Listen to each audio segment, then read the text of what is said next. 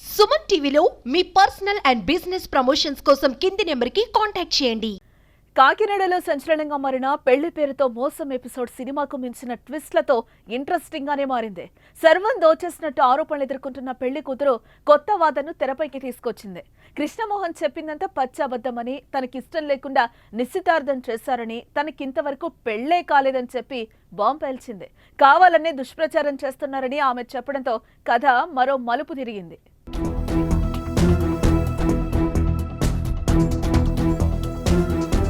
Late వయసులో పెళ్లికి సిద్ధమైన కాకినాడకు చెందిన కృష్ణమోహన్ ను 11 మంది మహిళా బ్యాచ్ మోసం చేస్తున్నట్టు ఆరోపణలు సంచలనంగా మారాయి. వారిపై పోలీసులకు ఫిర్యాదు చేయడంతో విషయం వెలుగులోకి వచ్చింది.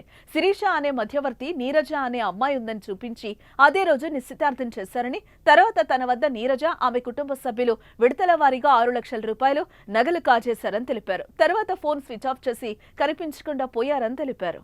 వాళ్ళు కంగారు పెట్టి అప్పుడప్పుడు ఎంగేజ్మెంట్ అంటే రాజమండ్రి బస్ స్టాండ్ ఎదురుంటే శుభమస్తులో ఈ పెళ్లి కూతురు వీళ్ళ మెంబర్లు అందరూ వచ్చారు. సీసీ ఫుటేజ్లు కూడా ఉన్నాయి. 25,000 రూపాయల చీరలు, వడ్డానాలు అన్నీ మొత్తం సమస్తం తీసుకున్నారు. మూడో రోజేమో ఈ అమ్మాయి నాకు ఫోన్ లేదంటే ఒప్పో ఫోన్ ఏలూరు బజాజ్ షోరూంలో కొన్నాం. 2 అన్నవరంలో పెళ్లి చేసుకుందాం అంటే రాజమండ్రిలో గోల్డ్ ఐటమ్ తీసుకుని వాళ్ళకి ఇచ్చాను. తర్వాత రోజు ఫోన్ పేలు, గూగుల్ పేలు అంటే ఇది మాకు ఫుడ్ కూడా లేదండి అంటే అన్నీ వాళ్ళ అన్నయ్య పేరు మీద వేయించుకుంది. అన్ని ఎవిడెన్స్లు ఉన్నాయి. నాకేమో నీరజ్ అని చెప్పిందండి. ఇన్స్టాగ్రామ్లో ప్రియాదేవి అని ఉందండి. వాళ్ళు ఒక అబ్బాయిని, ముస్లిం అబ్బాయిని చేసుకుంది, అతనితోనే ఉంటుంది. షేక్ బేగం అని అది ఒకటి వచ్చింది. రకరకాల ఐడీలు 3 టౌన్లో తీయించుకున్నాం మేము, ఫోన్ నెంబర్లు ఎట్టి. పక్క ప్లాన్ చేసి తనను మోసం చేశారని చెప్తున్నాడు. అమ్మాయి అందంగా ఉండడంతో డబ్బులు ఇచ్చేశాని, కానీ తర్వాత కథ అడ్డం తిరిగిందని చెప్తున్నాడు. తనతో వీడియో కాల్ కూడా యువతి మాట్లాడినట్టుగా చెప్పాడు. తన దగ్గర అన్ని ఆధారాలు ఉన్నాయని, వాటిని పోలీసులకు ఇచ్చినట్టుగా తెలిపాడు.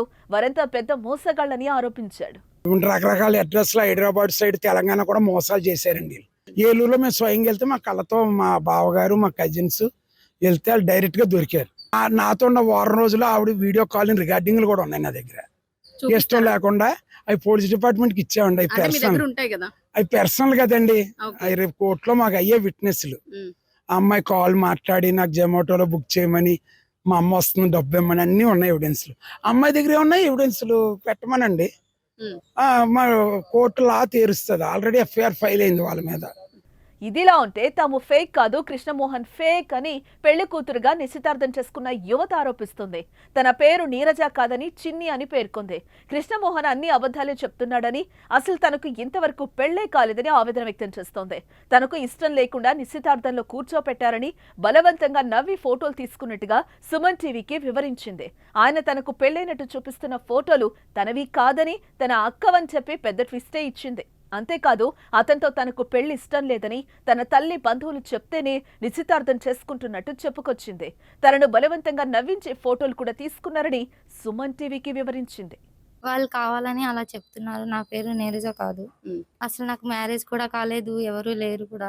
ఆయన కావాలని చెప్పి అలా ఫేక్ చేస్తున్నాడు. నిశ్చితార్థం ఏమీ కాలేదు.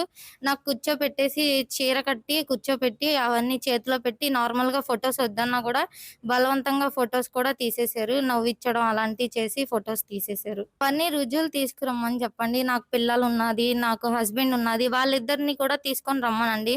నేను ఎక్కడికైనా వస్తాను. నాకు పిల్లలు లేరు, నాకు పెళ్లి కాలేదు, ఉన్నారు అని చెప్పి వాళ్ళు తీసుకురమ్మనండి. నా పిల్లల్ని కూడా, నా హస్బెండ్ ని. నాకైతే ఎటువంటి బంగారం ఇవ్వలేదు, ఏమీ ఇవ్వలేదు, ఫోన్ కూడా కొనిచ్చలేదు.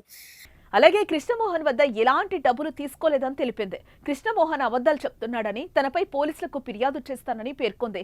అంతా మధ్యవర్తి శిరీష్ వాళ్ళ బ్యాచే చేశారని, తమకు ఏ పాపం తెలియదని, సమాజంలో తలెత్తుకోకుండా చేశారని వాపోయింది. కాకినాడ వస్తే నీకు మాట్లాడేసి పంపించేస్తాను, ఒక్కదానివేరా అని చెప్పి చేస్తుంటే నేను రాను అని చెప్పానని చెప్పి మా పెద్దమ్మ గారేమో వార్నింగ్ ఇచ్చారు. వార్నింగ్ ఇవ్వడం వల్ల ఇదంతా కావాలని చెప్పి ఇది చేస్తున్నాడు. శిరీష అన్న ఆవిడ కూడా మొత్తం అందరూ తీసుకొచ్చి పక్కన ఇలా నుంచోబెట్టి చెయ్యి పట్టుకున్నారు. మా అక్క వాళ్ళు తిడుతున్నారు, మీకు ఇచ్చి చెయ్యి, మీ వయసు కూడా చాలా పెద్దది అని చెప్పి వార్నింగ్ కూడా ఇచ్చారు.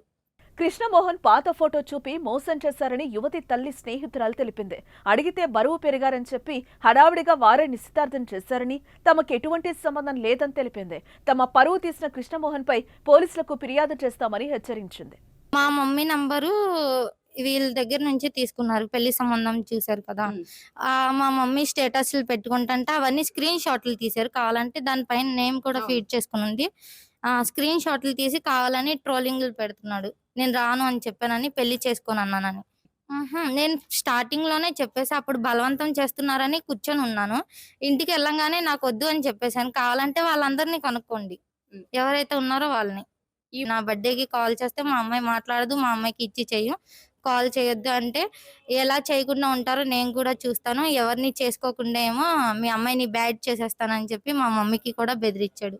ప్రస్తుతం ఈ విషయంపై పోలీసులు దర్యాప్తు చేస్తున్నారు. ఇరు వర్గాలను పిలిచి విచారిస్తున్నారు. మరి ఈ ఎపిసోడ్లో ఎలాంటి ముగింపు వస్తుందో చూడాలి.